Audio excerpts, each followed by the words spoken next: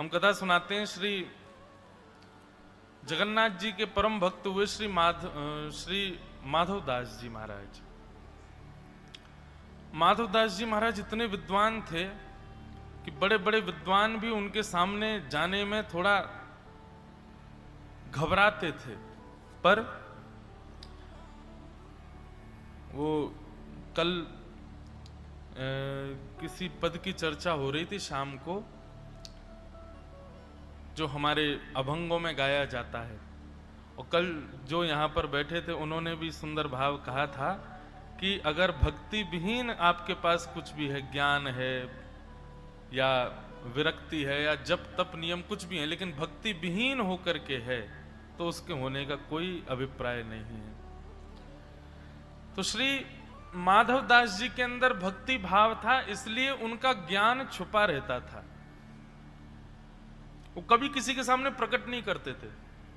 भक्तिवान व्यक्ति का यह भी लक्षण है कि वे अपने गुणों को इतनी जल्दी प्रदर्शित नहीं करते।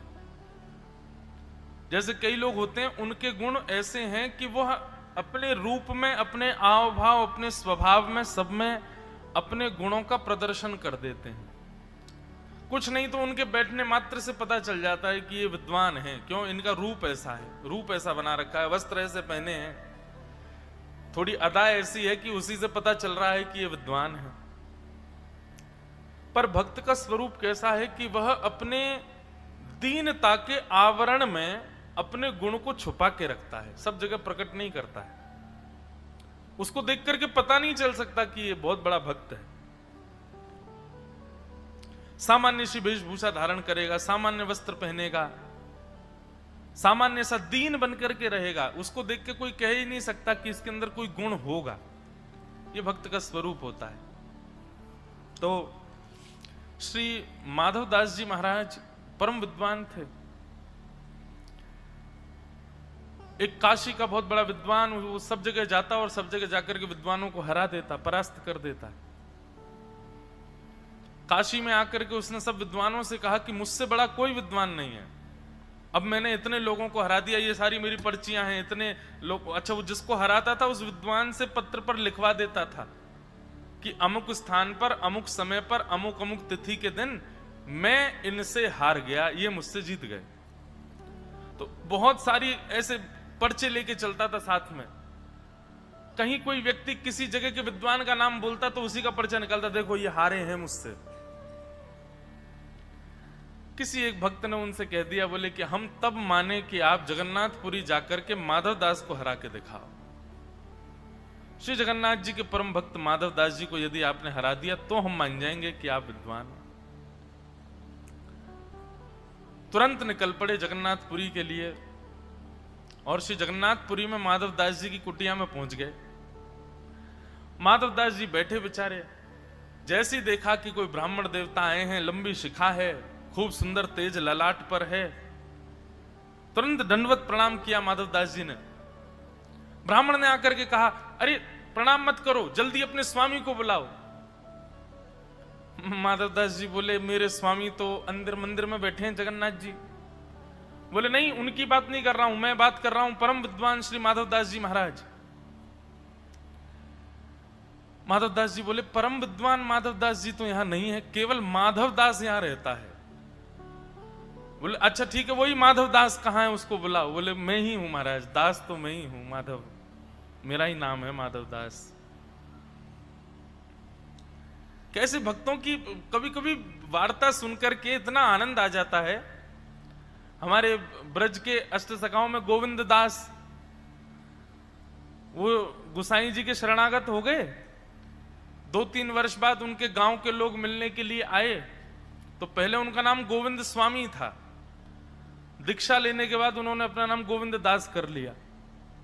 तो गांव के लोगों ने आकर के गोविंद दास जी से ही पूछा, अरे भैया सुनो, हमारा एक मित्र है गोकुल में, उसका बेटा माधव स्वामी यहीं रहता है, गोविंद स्वामी, तुमने उसको देखा कहीं पर?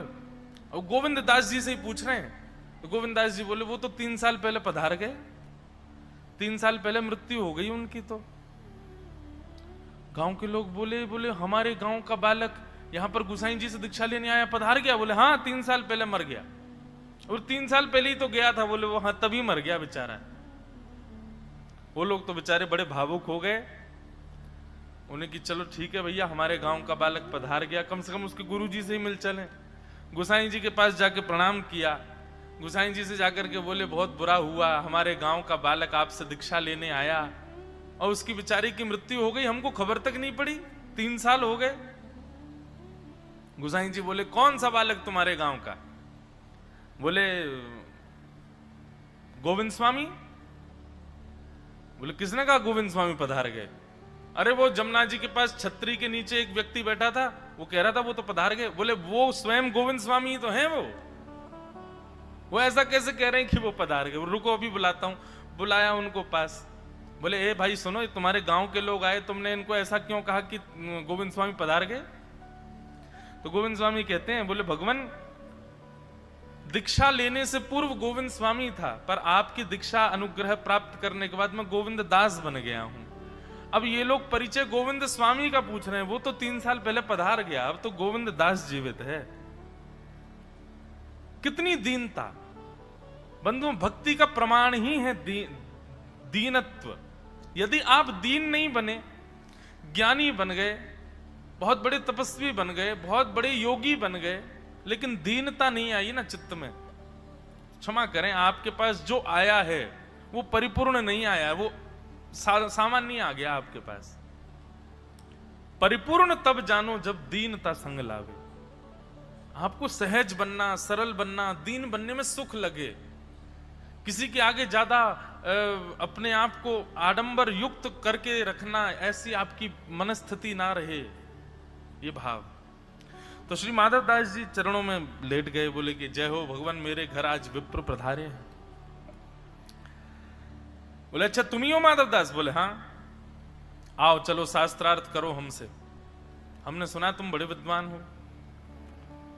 माधव दास जी अरे नहीं नहीं नहीं भगवान, किसी ने गलत कह दिया, मुझे कोई शास्त्र आदि कुछ नहीं आते मुझे। बोले नहीं नहीं, या तो मुझसे शास्त्रार्थ करो और करके मुझे परास्त करो, और नहीं तो स्वयं परास्त हो जाओ और पर्चे में लिख दो कि हाँ मैं अमुक नाम के व्यक्ति से जगन्नाथपुरी में इस तिथि को आज शास्त्रार्थ में हार गया हूं, और अपने हस्ताक्षर कर दो नीचे। माधव दास जी बोले भगवान, संवाद की और विवाद की क्या इच्छा है, मुझे तो ऐसी कोई भावना नहीं, आप एक काम कीजिए पत्र दीजिए, मैं उसमें लिख ही देता हूं कि मैं हार गया। बोले नहीं नहीं, शास्त्रार्थ करके हारो। बोले अब शास्त्रार्थ की मेरी स्थिति नहीं है, आप मुझे पत्र दो, मैं लिख ही देता हूं कि मैं हार गया। अच्छा वो जिसको हराते थे उससे और लिखवा देते, आइंदा मैं कभी इनके नगर में आया तो मेरी भोजन पानी रहने की सब व्यवस्था यही करेंगे। तो माधव दास जी ने लिख दिया, अमुक तिथि पर श्री जगन्नाथपुरी क्षेत्र में, श्री क्षेत्र में समुद्र के तट पर अमुक नाम के ब्राह्मण देवता जो कि वाराणसी से पधारे, उनसे शास्त्रार्थ में माधव दास यानी कि मैं बुरी तरह परास्त हो गया हूं। आइंदा ये कभी जगन्नाथपुरी आएंगे, इनके भोजन पानी रहने सबकी व्यवस्था मेरी होगी। और नीचे अपने हस्ताक्षर कर दिए माधव दास जी भगवान। उन्होंने पढ़ लिया, बोले बहुत बढ़िया बढ़िया, लाओ प्रसाद पवाओ। प्रसाद आदि पवा दिया, रात्रि विश्राम किया। अगले दिन वो बोले ठीक है हम जाते हैं भैया। बोले जाइए। ब्राह्मण देवता वापस चले गए काशी, और उसी को पकड़ा जिसने बोला था कि माधव दास को हरा के आओ। बोले दो, तुम कहते थे कि उसको हरा के दिखाओ, लो हरा दिया हमने, पढ़ो इसको। बोलो हरा दिया आपने? बोला हाँ पढ़ो।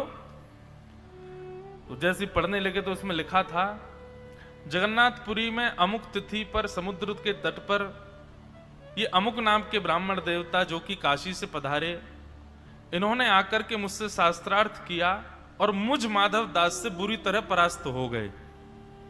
उल्टा लिखा था, उसमें लिखा था कि ये मुझसे हार गए।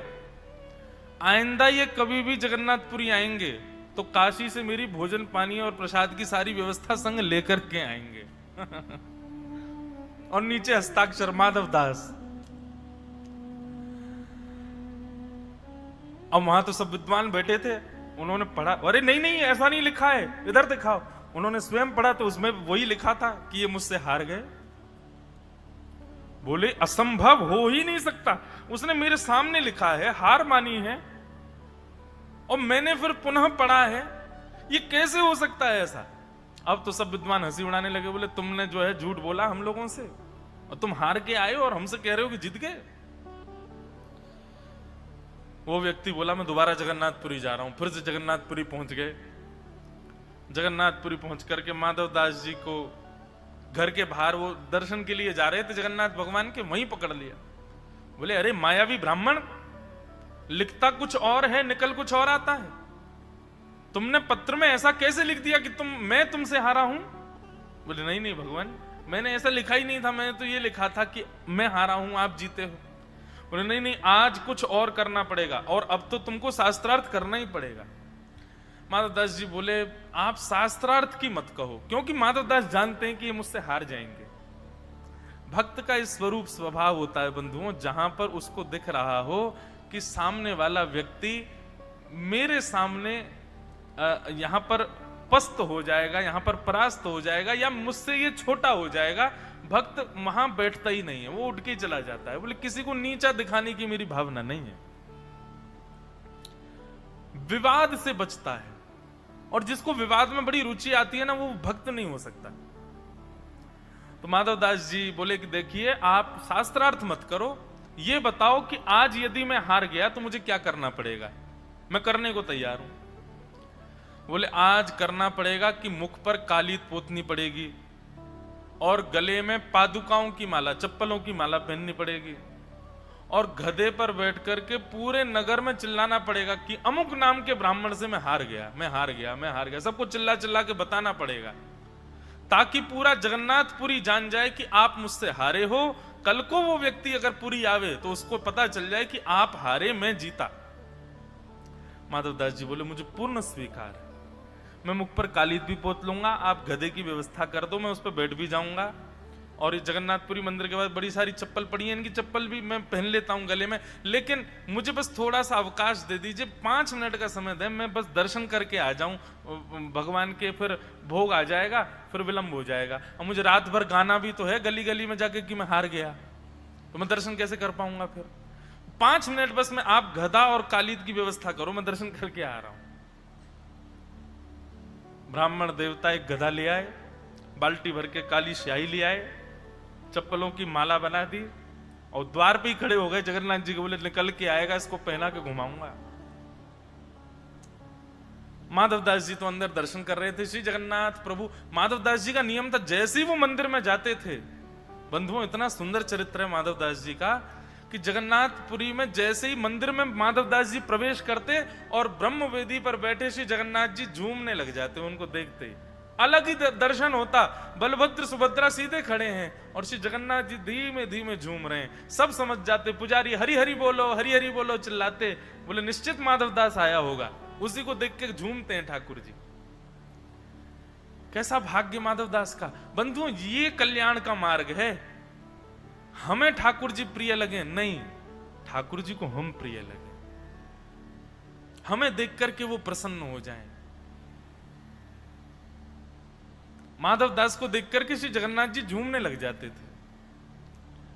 माधवदास जी दूर खड़े थे, बोले भगवान आज थोड़ा जल्दी जाऊंगा मैं दर्शन करके। भगवान बोले क्यों?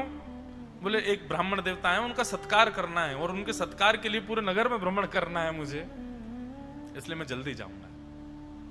भगवान बोले नहीं नहीं सुनो, अभी उनको गधा मिला नहीं है, तुम खड़े रहो दर्शन करते रहो। जबकि उनको गधा मिल चुका था, लेकिन भगवान की लीला कुछ और है।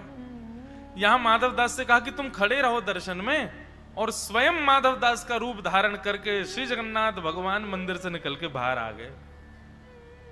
और वहां तो भीड़ खड़ी थी महाराज, चारों तरफ हजारों लोग खड़े थे।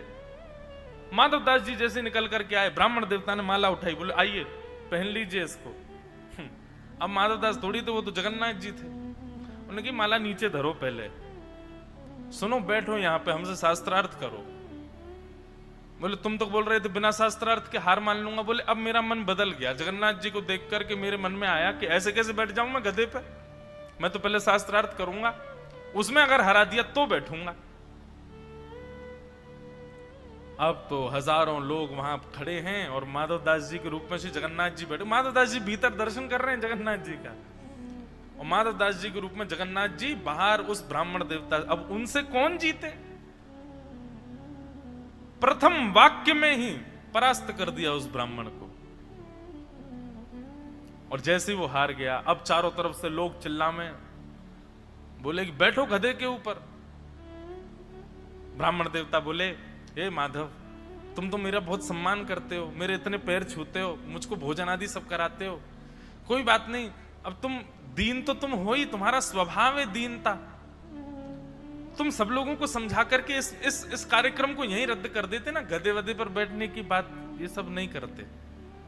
जगन्नाथ जी बोले कि या तो स्वयं बैठ जाओ, नहीं तो मैं उठा के बैठाऊं, बैठना तो तुमको पड़ेगा आज। और महाराज उस ब्राह्मण देवता के मुख पे कालीत पोक दी, उसको माला पहना दी, बैठा दिया उसको, और बोले अब पूरे नगर में गा के आओ कि तुम माधवदास से हारे हो। वो सब जगह घूमते घूमते कह रहे हैं, मैं माधवदास से हार गया। परम वीतराग विप्र, परम विद्वान श्री माधवदास जी से मेरी हार हो गई है, भैया मैं हार गया हूं। इस प्रकार अपने हार का ढिंडोरा पीट रहे थे। यहां माधवदास जी के रूप में आए श्री जगन्नाथ जी भीतर मंदिर में चले गए, पुनश्च विद्यमान हो गए, फिर से ठाकुर जी की प्रतिमा झूमने लगी। माधवदास जी बोले, जय जय, अब आज्ञा दो, मैं जाऊं? बोले हाँ हाँ जाओ, अब जाओ, उनको व्यवस्था मिल गई है, गधा आदि सब खड़े हैं बाहर, तुम्हारे जाओ। माधवदास जी दौड़ करके बाहर आए, बोले विलंब हो गया, ब्राह्मण देवता को श्रम हो गया होगा। बाहर आकर के देखा तो यहां तो नजारा ही कुछ और है।